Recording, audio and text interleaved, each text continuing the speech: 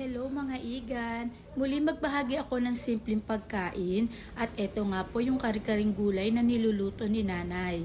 Ang kare-kare ay lutuing Pinoy na niluluto na may malapot na sarsa. Nilalagyan ito ng giniling na mani at giniling na bigas upang ito ay lumapot. Ang kare-kareng gulay ay karaniwang may katerno o partner na bagoong alamang kung ito ay kainin. Ang gulay po na nilagay ni nanay ay ang puso ng saging, sitaw, pechay at talong. Gumamit po siya ng atsuete para po magbigay ng dagdag kulay sa ulam. Pinakulaan lang po ng ilang minuto ang mga gulay hanggang sa lumambot ito at pwede na po itong kainin.